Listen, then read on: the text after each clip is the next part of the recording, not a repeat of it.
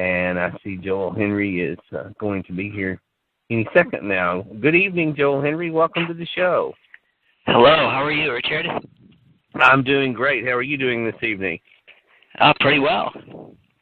Well, Joel, tell us a little about yourself. I see that you are a dream interpreter and also an astrologer. Can you tell us a little about that? Sure. Well,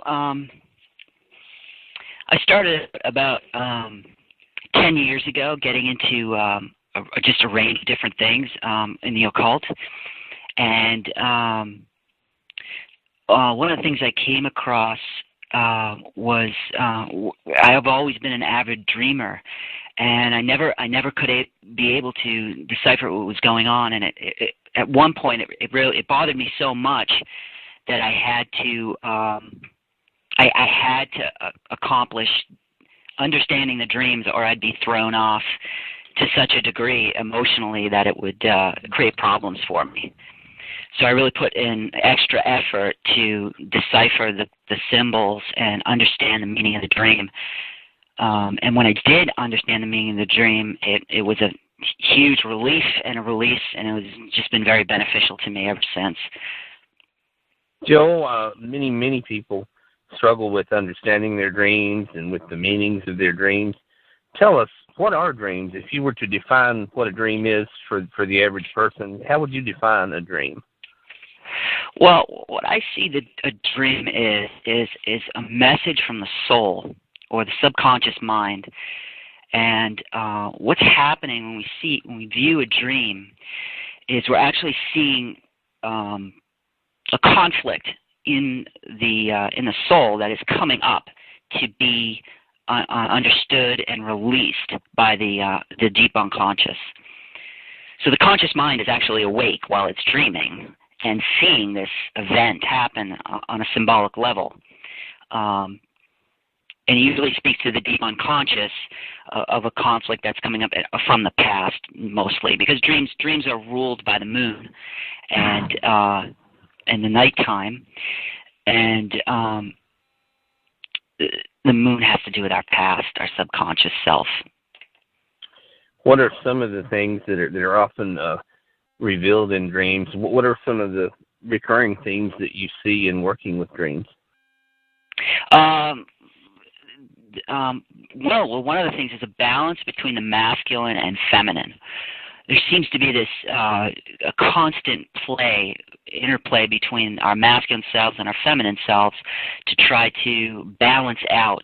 I see dreams seeking to create balance in our mind and in our heart and our body and our psyche to resolve some sort of, to bring those two things together as sort of like a marriage to create harmony in the psyche. I see the subconscious mind always trying to heal itself and bring itself into balance. It's a self-healing mechanism that's occurring. And when you can program that's why you can program the subconscious mind. You can literally talk to it using words to affect outcomes in the subconscious and affect your reality, actually. Wow, amazing. Dreams are very, yeah. So Joel, we have a caller. Hello, guest okay. 3. Good evening, guest 3. Hi, how are you this evening? Fine. Do you have a question or a comment about dreams? Well, I've just got on, so I don't really have any comment or question right now, but I was just kind of listening to what all he was talking about. Joel, many people in history and current present time have reported warnings in dreams, omens of things that are about to happen. Could you tell us a little about that? Yeah. Well, what I see from my perspective, I have the dreams that I've interpreted have not so much gone in that realm. But what I see is that it's always an omen. So when something is coming up into view from the subconscious, it really speaks of a phase of development that is going to be, you're going to be moving into your conscious mind over the next months, over the next weeks or months. So on a psychological level, it shows what is going to be being worked on, almost as if it's sort of like this, message that's being told to the conscious mind. Get prepared. This is what you're going to be working on. These are the things you're going to be focusing on. And yeah, it will bring up things from the future. Just about every dream does that. Every dream will talk about the future as well as the past. So it's really interesting. You have two things going on. You've got a resolution from the past. The past is trying to be healed at the same time that it's telling you that you're going to be doing that over the next weeks and months. And one of the things that may very well be occurring, and I'm sure you've witnessed this as well, Joel, the collective unconscious of mankind can use dreams as a warning mechanism or a communication mechanism. There are documented reports of many, many people before 9/11 occurred having dreams about the Twin Towers, about a plane hitting the Twin Towers. Some of those people even posted those dreams right before the tragic 9/11 event happened. So apparently the collective subconscious of mankind, collective unconscious, can be aware of a coming event, and sometimes there will be a warning within dreams. Absolutely, absolutely. The subconscious knows everything. It has access to all, events, knowledge that is coming, and that past and future. So people pick up on it. Absolutely. Guess 3. Have you ever had recurring dreams?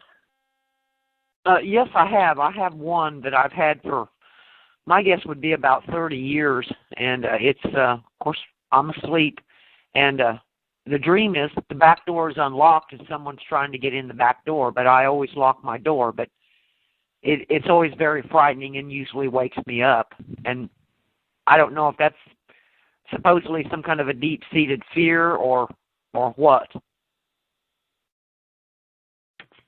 Joel, what would you say that dream could possibly be indicating? Yeah, the lock is something that you have. It's definitely a repression symbol, and then the back door is obviously something from the past. Is this like your house now, or is this a house from the past? Yes, it's any place I've ever lived. It's always been a recurring dream. Yeah, so it's like something that's following you that you're not at peace with, and that you feel like you need to lock it out. I think what you're doing is you're subconsciously pushing something away that wants to come forward, and but you have fears about it, unconscious fears about it. And so yeah, it's a scary dream to wake up from. It is, because there's always someone trying to get in. I don't know how I know that, but in my dream I know that someone's trying to get in the back door, and I think the door's unlocked, but it's not. So it's just, I don't know, it's real scary. Yeah, the mind is so powerful that if it shuts out things in the past that are extremely traumatizing, they'll just keep trying to come back to resolve itself. One way to confront that is to explore your fears, explore the fear, like in your daytime or in your day self, and just write about all your fears. Try to feel into them. And try to release them if you can. Mhm. Yeah, that sounds like a good idea. Yeah, like through your body, energetically feel where the fear is in your body, and pay attention to it, and give it words, give it life. You know what I'm saying? Yeah. So this way, you're trying to make friends with it. You're trying to, harmonize with it. So at least on some level. But what is odd is, I live in the country, and I live by myself and have so for 20 years, and I've never ever been afraid out here.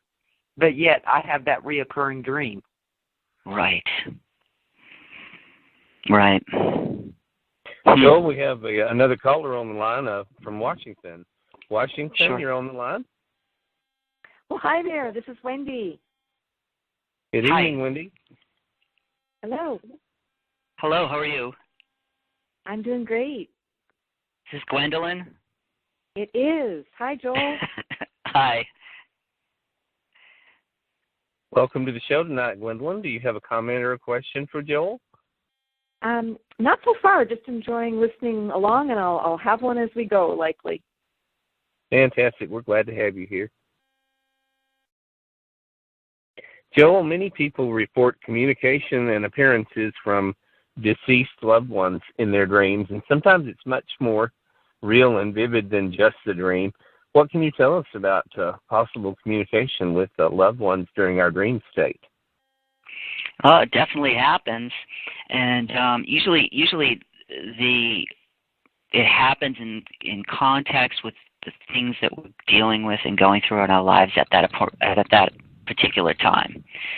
So, if a loved one comes in and gives us a message, it might just be that they're just wanting contact, or it might be that there's whatever's happening in the dream has something to do with our particular whatever psychological complex we're working through at that time.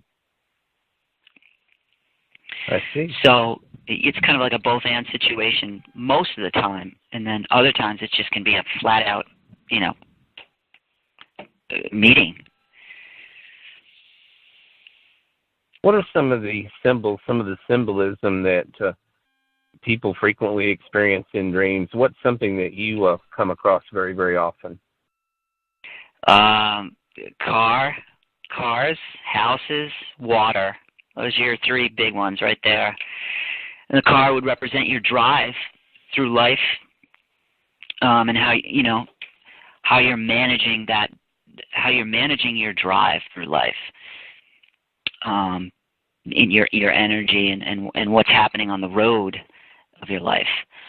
And then houses represent the self, and the different rooms would be the different experiences in yourself. It's like different areas of your psyche that you're exploring, where there'll be different experiences that you've had in the past or that have been unresolved that you're seeking to, bring to completion and bring to awareness and integrate for wholeness.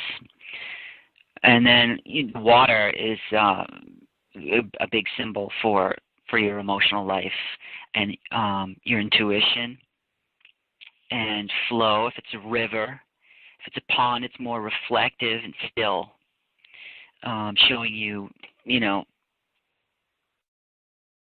basically your emotions, your emotional life.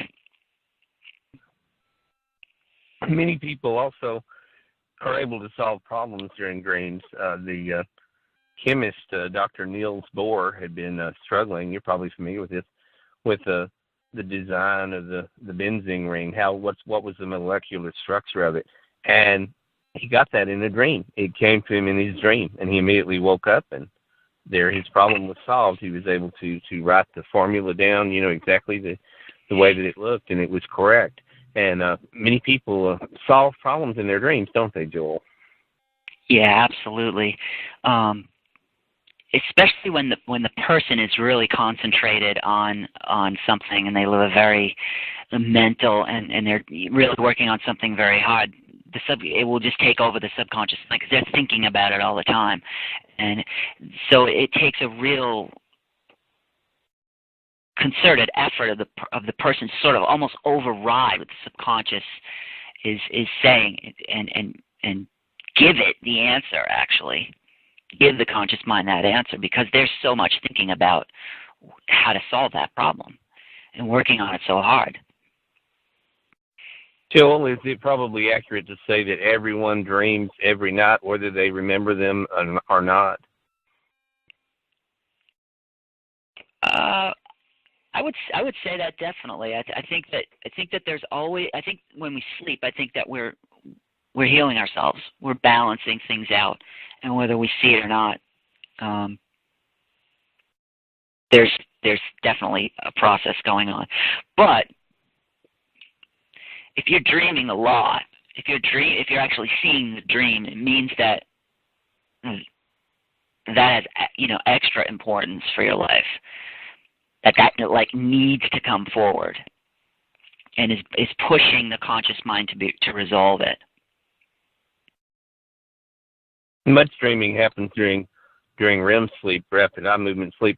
There have been studies that have shown that people that are deprived of their dream state, people who are dream deprived, it can have some very adverse effects, can't it? I would say so, yeah, but I haven't heard too much about that, though. That's pretty interesting. What's some of the most interesting dreams that you've encountered, and some of the most profound dreams that you've encountered? Well,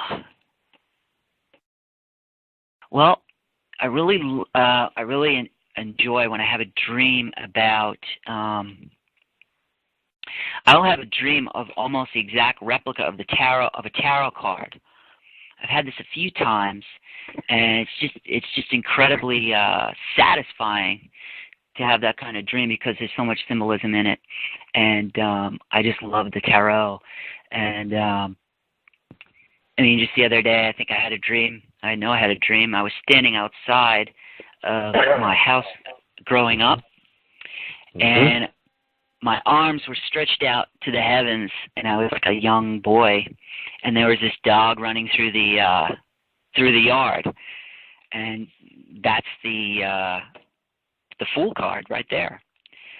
And it just felt like a release, and it feels like a new beginning because I had accomplished something in my consciousness, and the sun happened to be trining Neptune at that point. Which, when the hands go up in the air like that, it's just proof of transcendence, which is what Neptune is symbolic of.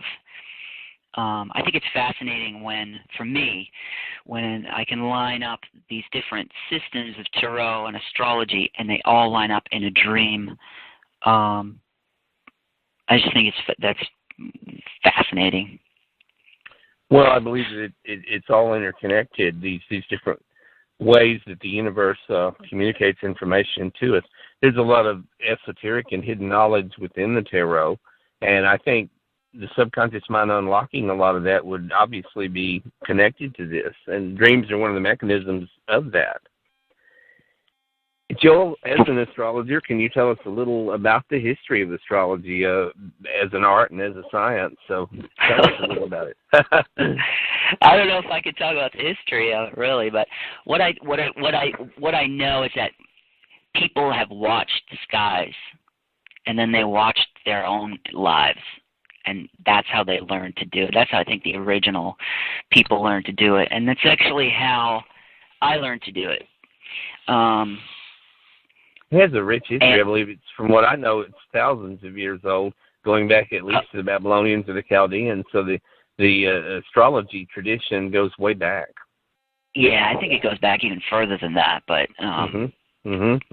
but I wouldn't know. I haven't studied the history so much, just a little bit.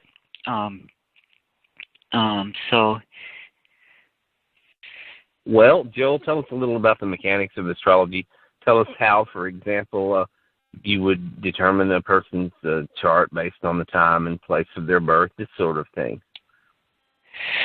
Right. Well, what I look for in the chart is a series of patterns that are repeating themselves through the different aspects of the planets in relationship to each other, and in the house systems as well. And then from those patterns, you can see you can see certain past life tendencies that are coming through this life, and then you can see things that need to be worked on. You can see the gifts, the soul gifts of the person, and you can see the weaknesses of the person, and it's really amazing because it reaches into the psychology of the person, and you can really go back and forth with the symbolism of the planets and just completely relate it that either needs to get worked on or that is being overcome in